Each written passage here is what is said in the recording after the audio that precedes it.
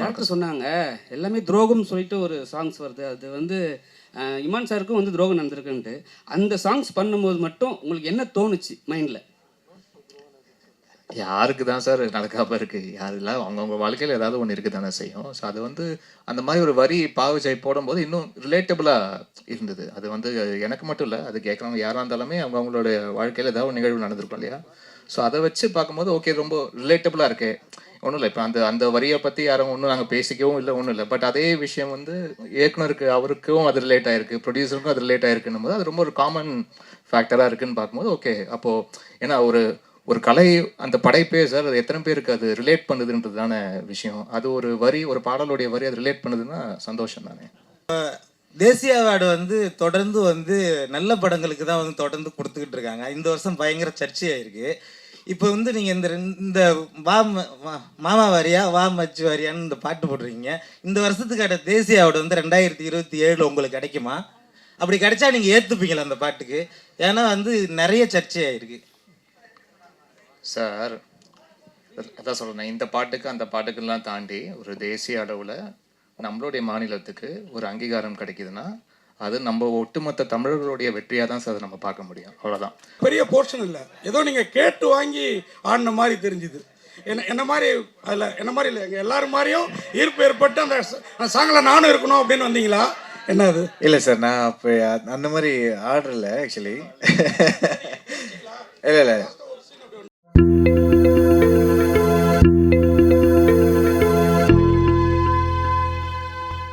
வரியா மச்சான் வரியாங்கிறப்போ மச்சி வரியாங்கிறப்போ இந்த வாரம் அப்படின்னு நினைச்சு வர்ற அளவுக்கு பாட்டு இந்துவாக இருக்குது. பிரமாதம். ரொம்ப நாளைக்கு அப்புறம் நம்ம இது உங்களை வந்து திருப்பி இன்னொரு பெரிய ரவுண்டு கொண்டு வரும்னு நினைக்கிறேன் அந்த பாட்டு. வாழ்த்துக்கள்.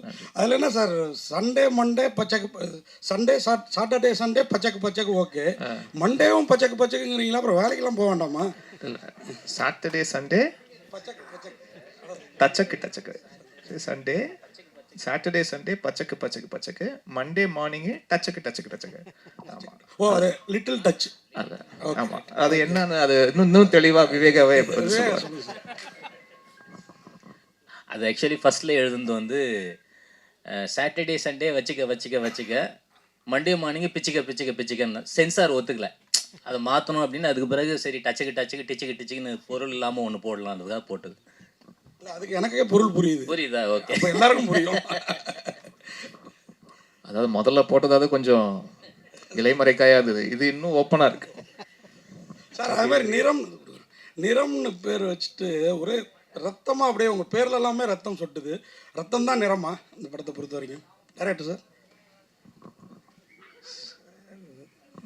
அவங்களோட நிறம், கேரக்டர்ஸோட நிறம், எல்லாரோட நிறமும் அது ரத்தத்துலேயும் கலந்து இருக்கு.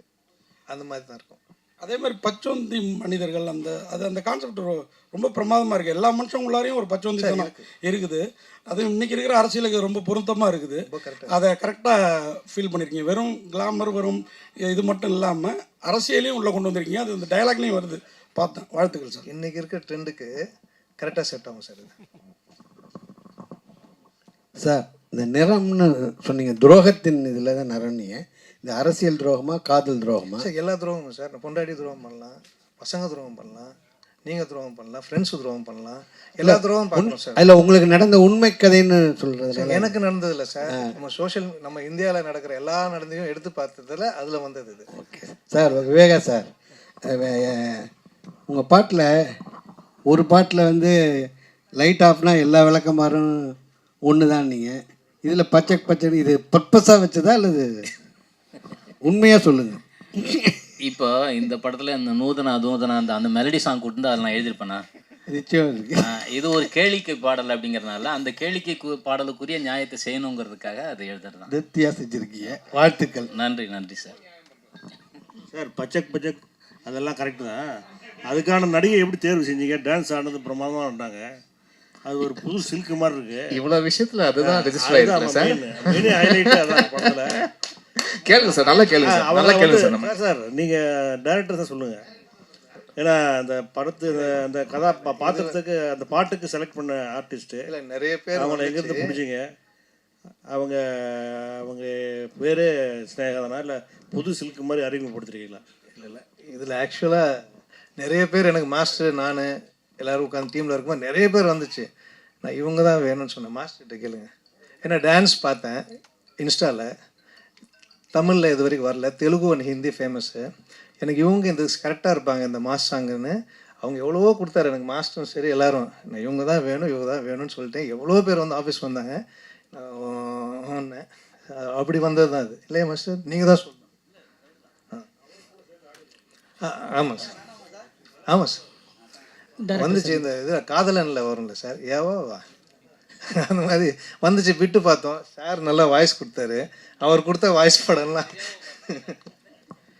அவர் கொடுத்த வாய்ஸ்லாம் படம் ஹிட்டு சார். 2 படம் அவர் கொடுத்த நிறைய வாய்ஸ் படம் ஹிட்டு. டேரக்டர் சரிங்க சார், நீங்கள் பேசும்போது சொன்னீங்க ஆக்சுவலாக ட்ரூ இன்சிடென்ட், அதனால் டீப்பாக கேட்காதீங்க, படம் பார்த்து தெரிஞ்சிங்க அப்படின்ட்டீங்க. பட் நீங்கள் படத்தை வந்து கிட்டத்தட்ட தமிழ், தெலுங்கு, மலையாளம் அதை ரிலீஸ் பண்ணுறீங்க. ஸோ எந்த ஸ்டேட்டில் நடந்த ஒரு இன்சிடென்ட் இது? ஸோ நீங்கள் ஜஸ்ட் மேலோட்டமாக சொல்கிறீங்களா இல்லை வந்து டீப்பாக ரிசர்ச் பண்ணி சொல்கிறீங்களா?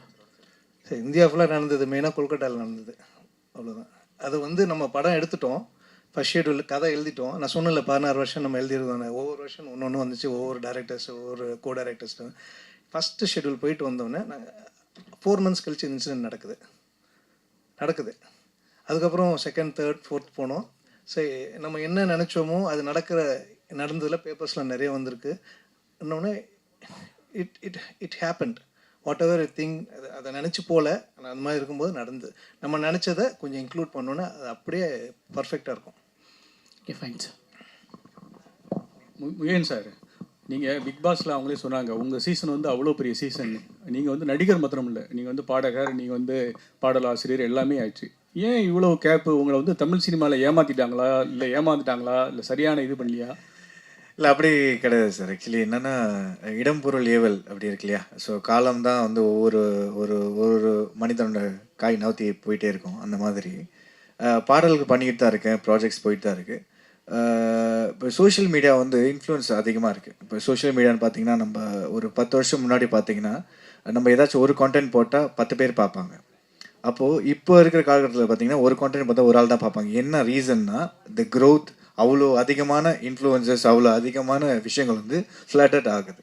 ஸோ அந்த மாதிரி சில விஷயங்கள் நம்ம செய்கிறப்ப அது தெரியாமல் இருக்கலாம். ஸோ நான் நிறைய பாடல்கள் ரீசெண்ட் டைமில் பண்ணியிருந்தேன். பொதுவாக ஒரு 80% தெரியுது, 20% தெரியல. எப்போ ரிலீஸ் பண்ணுறீங்கன்னு கேட்குறாங்க. பட் ரிலீஸ் ஆகிருக்கும், அதுக்கப்புறம் தான் போய் பார்ப்பாங்க, தேடுவாங்க. ஏன்னா அவங்களோட அல்கரிதம் மாறி இருக்கும். அவங்க சர்ச் பண்ணுற அல்கரிதம் யூடியூப்பில் இருக்கட்டும், இன்ஸ்டாகிராம் இருக்கட்டும், அந்த மாதிரி. ஸோ இந்த ஒரு அடிப்படை தான். மற்றபடி பாடல்கள் பண்ணிகிட்ருக்கேன். படங்கள் 2-3 படங்கள் வருஷத்தில் தொடர்ந்து வரப்போகுது. ஸோ ஒவ்வொருத்துக்கும் ஒரு கேப் வந்து என்ன விடுதுன்னா, சில தாமதங்கள் இப்போ ப்ரொடக்ஷன் சைடில் நடக்கும். அதுக்கப்புறம் வந்து தவிர்க்க முடியாத சில காரணங்கள் சொல்லலாம் இல்லையா? எல்லாத்துக்குமே ஒரு பிரச்சனை இருக்கும் இல்லையா? ஸோ அந்த ஒரு கேப் தான் தவிர்த்து நல்ல கான்டென்ட் வந்து எப்பயுமே கொடுக்கணும்னு ஆசைப்பட்றேன். ஸோ நல்ல கான்டென்ட் தேர்ந்தெடுத்து பண்ணிகிட்ருக்கேன். ஹாய் முகேன். Thank you sir. சொல்லுங்கள் அக்கா. வணக்கம். வணக்கம். இப்போ வந்து நீங்கள் மலேசியா டு சென்னை வந்து படம் பண்ணிட்டு இருக்கீங்களா? இந்தியாவில் செட்டில் ஆகிற ஐடியா இருக்கா? அடுத்தடுத்து என்னென்ன படங்கள் பண்ணிட்டு இருக்கீங்க, ஒரு அப்டேட் கொடுங்க. கண்டிப்பாக டெஃபினட்டாக ஐடியா இருக்குது. இந்தியாவில் செட்டில் ஒரு ஐடியா இருக்குது. என்னோடய ஃபேமிலியெல்லாம் முழுசாக மலேசியாவில் தான் இருக்கிறாங்க. ஸோ நான் வந்து ரொம்ப ஃபேமிலி ஓரியன்டான ஒரு பர்சன். ஸோ அதனால் நான் பேக் அண்ட் ஃபார்த் ட்ராவல் பண்ணிக்கிட்டே தான் இருக்கேன். எனக்கு இங்கே அதிகமான வாய்ப்புகள் கிடைக்கிறப்ப இங்கே இருந்து ஒரு ரீசெண்ட் டைமில் படம் பண்ணுறப்போ ஒரு 3 months, ஒரு 4 months, 6 months, 8 monthsலாம் கூட இருந்திருக்கேன். ஸோ 8 months இங்கே இருந்து ஃபுல் ஸ்ட்ரெச்சாக முடிச்சுட்டு அதுக்கப்புறம் ஊருக்கு போயிட்டு வந்திருக்கேன். இந்த மாதிரி ட்ராவலிங் தான் இருக்குது. அடுத்தடுத்த எக்ஸைட்டிங்கான படங்கள், ப்ராஜெக்ட்ஸ், பாட்டு இதெல்லாமே வரிசையில் காத்துட்ருக்கு. இந்த நிறம் முடிஞ்சதுக்கப்புறம் ஒவ்வொரு அப்டேட்டாக வரும்க்கா. முகேன் சார், அண்ணன் கேட்ட கொஸ்டினோட இது தொடர்ச்சி தான். ஏன்னா பிக் பாஸில் ஜெயிச்சவங்க எல்லாருமே தான் வந்து ரொம்ப ஸ்ட்ரகிள் பண்ணுறாங்க. ஆனால் வந்து கூட இருக்கிறவங்க வந்து நிறைய படம் பண்ணிடுறாங்க. ஏன் நீங்கள் வந்து ஹீரோசம் தான் பண்ணணும், இல்லை மற்ற வேறு கேரக்டர் பண்ணக்கூடாதுன்னு சொல்லிட்டு ஒரு பிளானில் இருக்கீங்களா? அப்படி கிடையாது. நல்ல கேள்வி. Thank you for asking. நான் இன்னைக்கு கூட பேசியிருந்தேன், என்னுடைய டீமில் பேசியிருந்தேன். ஆக்சுவலி ஹீரோ மட்டும் பண்ணோன்னு கிடையாது, எல்லா கதாபாத்திரமும். இப்போ இருக்கிறது வந்து பார்த்திங்கன்னா, ஹீரோவை வச்சு ஸ்டாரி பண்ணுறதோட ஸ்டாரி தான் ஹீரோவாக இருக்குது நிறைய இடங்கள். அது மாதிரி நிறைய படங்கள் கூட நீங்கள் சொல்லலாம். எக்ஸாம்பிள் சொல்லணும்னா டூரிஸ்ட் ஃபேமிலி, அது வந்து ஹீரோ ஓரியன்ட் ஃபிலிம் கிடையாது. அந்த ஸ்டாரி வந்து ஒரு ஹீரோ. அந்த மாதிரி நல்ல கதாபாத்திரம் உள்ள எந்த ரோல் கிடைச்சாலும், ஒரு வில்லன் கிடைச்சாலும் பண்ணணும்னு எனக்கு ஆசை இருக்குது. நல்ல கதாபாத்திரம் ரோல் கிடைச்சாலும் பண்ணணும்னு ஆசை இருக்குது. கண்டிப்பாக அதை நோக்கி போவேன். இமான் சார், டாக்டர் சொன்னாங்க எல்லாமே துரோகம்னு சொல்லிட்டு ஒரு சாங்ஸ் வருது. அது வந்து இமான் சாருக்கும் வந்து துரோகம் நடந்திருக்குன்ட்டு. அந்த சாங்ஸ் பண்ணும்போது மட்டும் உங்களுக்கு என்ன தோணுச்சு மைண்டில்? யாருக்கு தான் சார் நடக்காம இருக்கு? யாரெல்லாம் அவங்கவுங்க வாழ்க்கையில ஏதாவது ஒண்ணு இருக்க தானே செய்யும். ஸோ அது வந்து அந்த மாதிரி ஒரு வரி பாவஜாய் போடும்போது இன்னும் ரிலேட்டபிளா இருந்தது. அது வந்து எனக்கு மட்டும் இல்ல. அது கேட்குறவங்க யாரா இருந்தாலுமே அவங்களோட வாழ்க்கையில ஏதாவது ஒரு நிகழ்வு நடந்திருக்கும் இல்லையா? ஸோ அதை வச்சு பார்க்கும்போது ஓகே ரொம்ப ரிலேட்டபிளா இருக்கு. ஒன்றும் இல்லை. இப்போ அந்த அந்த வரியை பற்றி யாரும் ஒன்றும் நாங்கள் பேசிக்கவும் இல்லை, ஒன்றும் இல்லை. பட் அதே விஷயம் வந்து இயக்குனருக்கு அவருக்கும் அது ரிலேட் ஆயிருக்கு, ப்ரொடியூசருக்கும் அது ரிலேட் ஆயிருக்குன்னும் போது அது ரொம்ப ஒரு காமன் ஃபேக்டராக இருக்குன்னு பார்க்கும்போது ஓகே. அப்போது ஏன்னா ஒரு ஒரு கலை அந்த படைப்பே சார் அது எத்தனை பேருக்கு அது ரிலேட் பண்ணுதுன்றது தானே விஷயம். அது ஒரு வரி, ஒரு பாடலுடைய வரி அது ரிலேட் பண்ணுதுன்னா சந்தோஷம் தானே. பா விஜய் சார், முகின் சார், பா விஜய் சார், முகின் சார், உங்களுக்கு ஒரே question. பா விஜய் சார் ஒரு நிமிஷம். Sorry sir, Viveka sir, sorry Viveka sir கேளுங்க சார், நல்லா கேளுங்க சார். சரிங்க சார். சார் இப்போ இந்த ஸ்டேஜில் எல்லாருமே இன்ஃப்ளூயன்சர் சொல்லியிருந்தாங்க. ஆனால் நீங்கள் வந்து 2 வருஷத்துக்கு முன்னாடி ஒரு இன்ஃப்ளூயன்சர் மீட் வச்சு ஒரு சங்கம் ஒன்று ஆரம்பிச்சிங்க. அது எந்த லெவலில் இருக்குது? இப்போ இன்ஃப்ளூயன்சர் தான் வந்து சினிமாவை ஆட்டி படைக்கிறாங்களா? ஆனால் வந்து நீங்கள் சொல்லும் போது என்ன சொன்னீங்க, நாங்கள் ஒரு குரூப்பாக ஃபார்ம் பண்ணி அவங்கள நீட்டாக பண்ணுவோம் நீங்கள். ஆனால் இப்போ இன்ஃப்ளூயன்ஸ் கிட்ட போகும்போது எல்லாமே பணம் கேட்குறாங்க, அதிக லெவலில் காசு கேட்குறாங்க, ஒரு சின்ன ரிவ்யூ கூட. அது நீங்கள் எப்படி பார்க்குறீங்க? இல்லை, influencers association south Indian social media influencers association அதனுடைய பிரசிடெண்ட்டாக இருந்து நான் ஆரம்பித்து ஏறக்குறைய 5 நிகழ்வுகள் நடத்திட்டோம். நேற்று முன்தினம் கூட தருமபுரியில் மிகப்பெரிய 2ஆம் ஆண்டு தொடக்க விழா நிகழ்வு, விருது வழங்கும் நிகழ்வு நடந்தது. அது ரொம்ப நல்லா போயிட்டுருக்கு. தனிப்பட்ட இன்ஃப்ளூயன்சர்ஸ் என்ன பண்ணுறாங்கிறதுக்கு வந்து இன்ஃப்ளூயன்சர் சங்கம் வந்து பொறுப்பேற்காது. ஒட்டுமொத்தமாக எங்கள் சங்கத்தில் வந்து அது மிகச்சிறப்பாக நடந்துக்கிட்டு இருக்கு.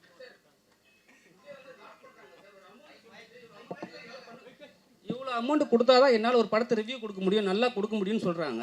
ஆனால் வந்து அவங்கள போயிட்டு ஃபாலோ பண்ணுற ஆளுங்க வந்து போய் படம் பார்க்குறது கிடையாது, அவங்கள மட்டும் தான் ஃபாலோ பண்ணுறாங்க. சினிமாவில் இருக்கிறவங்களுக்கு வந்து படம் பார்க்குறவங்க போய் தேட்டர் போய் பார்க்குறாங்க. இல்லை, சங்கத்தின் மூலமாக வந்து நீங்கள் அணுகிறப்போ அதுக்கு நாங்கள் பொறுப்பேற்கலாம் ஒழிய தனிப்பட்ட சங்க உறுப்பினர்கள் செய்கிறதுக்கு நம்ம பொறுப்பேற்க. நீங்கள் ஒரு நடவடிக்கை எடுக்கலாம்ல, இது மாதிரி ஏமாத்துறவங்களை வந்து நம்ம பேன் பண்ணலாம். ஆமாம், நிச்சயமாக அதை செய்யலாம். சார் முகின் சார், அந்த பாடல் பற்றி தான் திருப்பி வரேன். அந்த பச்சைக்கு டச்சக்கு பாட்டில் உங்களுக்கு வந்து பெரிய போர்ஷன் இல்லை, ஏதோ நீங்கள் கேட்டு வாங்கி ஆடின மாதிரி தெரிஞ்சுது. என்ன மாதிரி அதில் என்ன மாதிரி இல்லை, எங்கள் எல்லாரும் மாதிரியும் ஈர்ப்பு ஏற்பட்டு அந்த சாங்கில் நானும் இருக்கணும் அப்படின்னு வந்தீங்களா? என்ன அது? இல்லை சார், நான் அப்போ அந்த மாதிரி ஆர்டரில் ஆக்சுவலி இல்லை அதுதான் சார் சொன்ன மாதிரி அந்த படத்தில் அந்த அந்த சுச்சுவேஷனுக்கு அந்த சாங் தேவைப்பட்டிருக்கு. அது எதனால அந்த போலீஸ் பின்னாடி வராங்க இல்லையா, அதை ரிவீல் பண்ணியிருப்பாங்க போலீஸ் வராங்கன்னு. ஸோ அந்த அந்த கேரக்டர் வந்து அங்கே ட்ராவல் பண்ணணும், அங்கே போகணும். அந்த அந்த நீட் இருந்தனால தான் அந்த சீனில் வச்சுருந்தாங்க. நிதின் சத்யா, ஒரு நிமிஷம். நீங்கள் ஒரு நல்ல நடிகர். உங்கள் பாண்டியராஜனுக்கு அப்புறம் அந்த விழியாலேயே நடிக்கக்கூடிய ஒரு மனிதர் நீங்கள். இடையில பெரிய பிரேக். நீங்கள் அவர் இப்போ முகில் மாதிரி தான், ஹீரோ வில்லன் எந்த கேரக்டர் வேணாலும் பண்ணுவீங்க. ரொம்ப நாளாக கேப் விட்டீங்களே, பர்சனலாக அம்மா அந்த மாதிரி சோகம் அந்த மாதிரி விஷயங்களா? இல்லை அப்படிலாம் இல்லை, ப்ரொடியூசர் வேறு இடையில ஆனீங்கல்ல, எல்லாமே என்னாச்சு? ஒரு 4 படம் ப்ரொடியூஸ் பண்ணேன். அதுக்கப்புறம் ஒரு பெரிய நிறுவனத்தில் வந்து ஹெட் ஆஃப் ஆப்ரேஷன்ஸாக இருந்தேன். இப்போ I am back into my production. அதான் முகின் சொன்ன மாதிரி இடம் பொருள் ஏவல் நல்ல படம், ஒரு தரமான படம், அதில் ஒரு நல்ல கேரக்டர். அதுதான் இனிமேல் குவாலிட்டி தான் பார்க்கணும், குவான்டிட்டி பார்க்குறது வந்து எனக்கு பெரிய உடன்பாடு இல்லைன்னு தான் நான் ஃபீல் பண்ணுறேன். இனிமேல் இந்த கேப் இல்லாமல் நான் பார்த்துக்கிறேன் கண்டிப்பாக. இயக்குனர் சார், அதாவது இந்தியாவில் வந்து தொடர்ந்து வந்து பாலியல் குற்றங்கள் வந்து பெண்களுக்கு எதிராக அதிகமாக நடந்துக்கிட்டு இருக்கு. நீங்கள் வந்து இந்த பாலியல் குற்றத்தை வந்து இந்த படத்தில் மையப்படுத்தி எடுத்திருக்கீங்களா, இல்லை வேற ஏதாவது ஒரு இன்ஸ்டன்ட்? ஓகே சார், இது உண்மை சம்பவத்தை தழுவி உண்மை சம்பவமாக ஆயிருக்கு. ஓகே சார், சரி இருந்திருக்கு, வந்திருக்கு. அதுவும் இல்லாமல் இதுக்கு முன்னாடி வந்ததெல்லாம் ஒட்டியே வரும். இது ரொம்ப ஒட்டினது வந்து இப்போ ரீசெண்டாக வந்தது. Okay sir. இமான் சார், இந்த தேசிய அவார்டு வந்து தொடர்ந்து வந்து நல்ல படங்களுக்கு தான் வந்து தொடர்ந்து கொடுத்துக்கிட்டு இருக்காங்க. இந்த வருஷம் பயங்கர சர்ச்சையாயிருக்கு. இப்போ வந்து நீங்கள் இந்த மாமா வாரியா வா மச்சு வாரியான்னு இந்த பாட்டு போடுறீங்க. இந்த வருஷத்துக்கான தேசிய அவார்டு வந்து 2027 உங்களுக்கு கிடைக்குமா? அப்படி கிடைச்சா நீங்கள் ஏற்றுப்பீங்களா அந்த பாட்டுக்கு? ஏன்னா வந்து நிறைய சர்ச்சையாயிருக்கு சார். அதான் சொல்கிறேன், இந்த பாட்டுக்கு அந்த பாட்டுக்கெல்லாம் தாண்டி ஒரு தேசிய அளவில் நம்மளுடைய மாநிலத்துக்கு ஒரு அங்கீகாரம் கிடைக்குதுன்னா அது நம்ம ஒட்டுமொத்த தமிழர்களுடைய வெற்றியாக தான் சார் நம்ம பார்க்க முடியும், அவ்வளோதான். ஸோ அது வந்து அதான் சொல்கிறேன், எப்போவுமே ஒரு வெற்றி அந்த படைப்புக்கு உண்டான வெற்றியா அப்படின்னு பார்த்தீங்கன்னா சில நேரங்கள் அது வந்து கரெக்டு ஆமான்னு சொல்லுவாங்க, சில நேரம் இல்லைங்க அதுக்கெல்லாம் அவ்வளோ தகுதியெல்லாம் கிடையாதுங்க அப்படின்னு சொல்லுவாங்க. பட் நான் எப்போவுமே அதை எப்படி பார்க்குறேன்னா, ஒருத்தருடைய ட்ராவல், அவங்க எங்கேருந்து வந்திருக்காங்க, அவங்க என்னவா இருந்திருக்காங்க, இதே துறையில் எத்தனை ஆண்டு காலமாக அது வந்து ரொம்ப அந்த இடத்தை தக்க வைப்பதற்குண்டான உழைப்பை எவ்வளோ போட்டிருக்காங்க, அதெல்லாம் சேர்ந்து அதுக்குண்டான முத்தாய்ப்பாக வந்து ஒரு விஷயம் ஒன்று நடக்கும், ஒவ்வொருத்தருடைய வாழ்க்கையில் வந்து நடக்கும். அது அவங்க கொடுக்கப்படுற விருது வந்து அதுக்கு தகுதியானதா இல்லையான்னு பார்த்தீங்கன்னா அதுக்கு வந்து மாற்று கருத்து இருந்துக்கிட்டே இருக்கும். அது எல்லாரோட விமர்சனத்துக்கு உள்ளான ஒரு விஷயம்தான். பட் அதை தாண்டி ஒரு நபருக்கு, அதுவும் நம்மளுடைய தமிழ்நாட்டில் சேர்ந்த ஒருத்தருக்கு அது கிடைக்கிது அப்படின்னு நினச்சி பார்க்கும்போது அப்படி தான் நம்ம சந்தோஷப்பட்டுக்கணுமே ஒழிய, ஓகே நம்ம தேசிய விருது அளவுக்கு நம்மளுடைய தமிழருக்கோ இல்லாட்டி இங்கிருந்து நம்ம திரைத்துறையில் தமிழராக இருக்கிறாங்களோ இல்லையோ, பட் இந்த திரைத்துறையில் நம்ம தமிழ் திரைத்துறையில் இருந்து ஒரு சாதனை பண்ணுறாங்க, அந்த சாதனையாளருக்கு ஒரு விருது வழங்கப்படுதுன்னா அது நம்ம மாநிலத்தோடைய ஒரு ப்ரைடாக பார்த்துட்டு போகணும்னு தான் நினைக்கிறேன். அவ்வளோதான். அதை தாண்டி இது தகுதியானதா இல்லையா அப்படின்ற அந்த ஆய்வுக்குள்ளே போவானான்னு நினைக்கிறேன் நான். நிதின் சார், நிதின் சார், உங்கள் காஸ்டியூம் பார்த்தீங்கன்னா வேறு மாதிரி இருக்குது. சரி, அது ஏதோ ஒரு கோட் சொல்கிற மாதிரி இருக்குது. இப்போ வந்து ஒரு பெரிய நிறுவனத்துலேருந்து வெளியே வந்து தனியாக படம் பண்ணுறீங்க. அப்புறம் வந்து அந்த கட்சியில் ஏதாவது போகிற பிளான் எதாவது இருக்கா? இப்போதைக்கு அரசியல் பிளான்லாம் எதுவுமே இல்லை. இந்த back into acting, back into production, அதுதான் இப்போதைக்கு பிளான். இமான் சார், நீங்கள் நேஷ்னல் அவார்டு பேசினால கேட்குறோம். நேஷ்னல் அவார்டு ஜூரி மேலேயே நிறைய குற்றச்சாட்டு வருது. அவங்க வந்து நம்மளுக்காக உரிமையாக போராடி வாங்கியிருக்கணும், மலையாளத்துலேயோ பெங்காலியோ பேசி வாங்குறாங்க, நம்மளுக்கு வாங்கலை. தகுதியான படம், நிறைய படம் இந்த வருஷமே வந்து அவ்வளோ உள்ள படங்களுக்கு வந்து கிடைக்கல, தகுதி இருக்கோ இல்லையோ சில சிபாரிசில் வாங்குறாங்க அப்படிங்காங்க. நீங்கள் நேஷ்னல் அவார்டுங்கனால உங்கள் அது கருத்தை பற்றி? அது வந்து ஆக்சுவலாக ஒருத்தர் எடுக்கிற முடிவு கிடையாது சார். நம்ம இங்கிருந்து பார்க்கும்போது நம்ம மாநிலத்துக்கு இதை கிடச்சிருக்கலாமே, இதை பண்ணியிருக்கலாமே, இங்கே இருக்கிறவர்கள் இதை சொல்லியிருக்கலாமே, இதுக்காக வந்து போராடி வாங்கியிருக்கலாமே, அதெல்லாம் நம்மளுடைய கேள்விகள் இருக்கும். பட் அந்த ஜூரியில் இருக்கும்போது வெறும் நம்ம அது வந்து தமிழுக்கு உண்டான குரலாக மட்டும் இருக்காது. அது ஒவ்வொரு மாநிலத்திலையும் அவங்களுடைய படங்களும் திரைப்படங்களும் ப்ளஸ் என்ன திரைப்படங்கள் இங்கே நம்ம அனுப்பப்படுது. இப்போ வந்து ஒவ்வொரு அவார்டுக்கு விஷயத்துக்கும் வந்து அந்த திரைப்படம் முதல்ல அதுக்காக முறைப்படி அனுப்பப்பட்டிருக்கா, அவங்க அதை பார்க்குறாங்களா, அவங்களுக்கு வந்து அது வந்து காட்சி அளிக்கப்பட்டிருக்கா, அவங்க முறைப்படி அதை வந்து ஃபார்வர்ட் பண்ணியிருக்காங்க. நிறைய படங்கள் தகுதியான படங்கள் இருக்கும், பட் அந்த கமிட்டிக்குள்ளேயே போயிருக்காது, அந்த கமிட்டிக்குள்ளே ஸ்க்ரீனிங்குள்ளேயே போயிருக்காது. அப்போ எப்படி வந்து அவார்டு நீங்கள் எதிர்பார்க்க முடியும்? இதெல்லாம் விஷயங்கள் இருக்குது. ஸோ ப்ளஸ் அங்கே ஸ்க்ரீன் பண்ண படங்கள் தாண்டி அங்கே ஒவ்வொரு மாநிலத்துக்கு உண்டான அந்த ஜூரி, அதை தாண்டி அந்த ஜூரிஸ் எல்லாருமே கலந்து பேசி ஒரு முடிவு எடுக்கிறதுன்னு இருக்கு இல்லையா? இதில் வந்து பல ஸ்டேஜஸ் இருக்குது. ஸோ அதனால் வெறும் நம்ம இங்கே தமிழை சார்ந்து இங்கே இருக்கிற ஜூரி மெம்பர்ஸை மட்டுமே ஏன்னு கேள்வி கேட்குறதோ குற்றம் சொல்கிறதோ அது வந்து சரியாக இருக்காதுன்னு என்னுடைய அபிப்பிராயம் சார். ஹீரோயின் மேடம், ஹீரோயின் இங்கே சினிமாவில் மொத்தமாக பார்த்தீங்கன்னா இந்தியா ஃபுல்லாகவே நிறம் அப்படின்றது ரொம்ப முக்கியமாக இருக்குது. அதில் பார்த்தீங்கன்னா ஒயிட்டை மட்டும்தான் நல்லா தேர்ந்தெடுப்பாங்க, பிரைட்டாக இருக்காங்களா அழகாக இருக்காங்களான்னு. பிளாக் கொஞ்சம் இதுவாக இருந்தால் கூட அவங்க வந்து ரிஜெக்ட் பண்ணிவிடுவாங்க. ஸோ இதை எப்படி பார்க்குறீங்க? ஏன்னா சமீபத்தில் பிரியாமணி போயிட்டு பாலிவுட்டில் போய் அவங்களே சொல்லியிருக்காங்க, கருப்பாக இருக்கிறதுனால எங்களையே ஓரம் கட்டிட்டாங்க அப்படின்ற மாதிரி. ஸோ இதை எப்படி பார்க்குறீங்க? புரியலையே. அதாவது bright saying in India mostly all the films they only putting white females and fair females.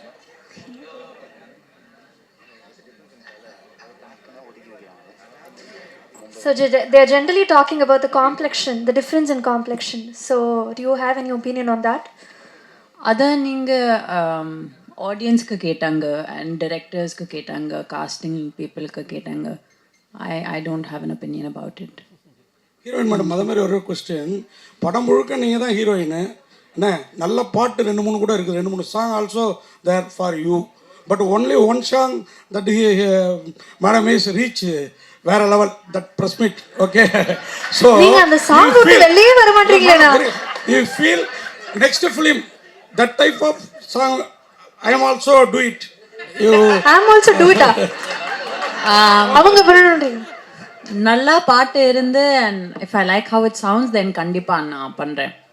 வாழ்த்துக்கள் சார். டேரக்டர் சார், உங்களுக்கு ஒரு கேள்வி. டேரக்டர் சார், மீண்டும் நீங்க அநியாயமா பண்றீங்க. பாட்டு இல்லை அதுக்காக அம்மா வீட்டில் அப்பாவுக்கு 90 வயசு கீழே வந்து மண்டை உடஞ்சிருச்சு. அவருக்கு போய் காஃபி வாங்கி கொடுத்துட்டு பாட்டெல்லாம் பார்த்துட்டு போய் திருப்பி கேள்வி கேட்க. அப்ப படம் பார்க்கறதுக்கு ஆர்வமா இல்ல அந்த பாட்டு அந்த படம் அதுக்காக தான் கொஸ்டின் திரும்பி வந்து second trip. Sir director sir, அதாவது அண்ணன் தம்பி துரோகம், அரசியல்வாதி துரோகம், பொண்டாட்டி துரோகம்னு அப்படிலாம் இருக்கும், அதில் தான் ஒன்று அப்படின்னீங்க. பொண்டாட்டிகளுக்கு நாமெல்லாம் பண்ணுற துரோகம் இருக்குல்ல, அதுவும் இருக்கா? அது இதில் வரல சார், பொதுவாக சொன்னது சார். இது துரோகம்னா அந்த துரோகம் இல்லை சார். நம்ம அவங்களை கவனிக்காமல் இருக்கோம்ல, வீட்டு வேலை பண்ணிட்டு, எந்த லேடிஸும் மதிக்கிறது இல்லை, வீட்டு வேலை பண்ணிட்டு, அதுவே துரோகம் தானே சார். வெளியில் இருக்க உலகமே ஒன்றுன்னு பார்த்துட்டு வீட்டில் உழைக்கிறவங்க விட்டுட்றோம்ல, அந்த துரோகத்தை சொன்னேன், வேற எந்த துரோகம் இல்லை. நன்றி sir. Thank you to the press and media. அப்படியே நம்ம ஆடியோ